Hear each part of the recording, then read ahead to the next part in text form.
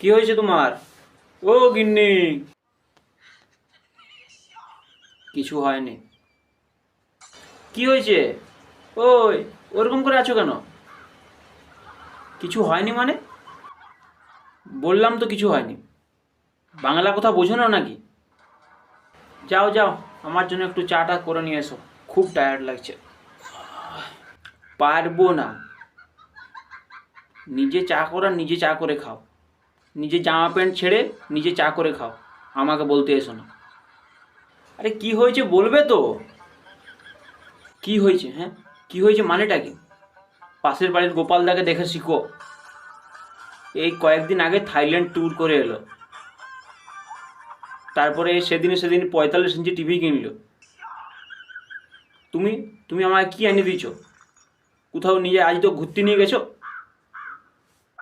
গোপালদা ঘুরতে যাচ্ছে, তুমি বুঝতে পারছো না কেন? মনে করো আমি তোমাকে গোয়া ঘুরতে নিয়ে গেলাম। এবারে ওখানকার মেয়েরা সব ছোট ছোট ড্রেস পরে ঘুরে বেড়ায়, তো আমি তাদের দিকে তাকাতে যাব কেন? আমি নিজের বউ ছেড়ে অন্যের বউকে দেখতে যাব কেন?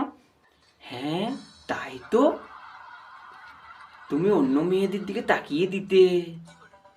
আর এই যে দেখো, বলছো 45 ইঞ্চি টিভি কিনে দিয়েছে।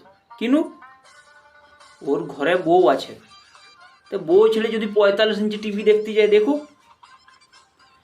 আমার আমার ঘরে এত সুন্দরী বউ আছে, তা বউ ছেড়ে আমি টিভি দেখতে যাব কেন? তাই না?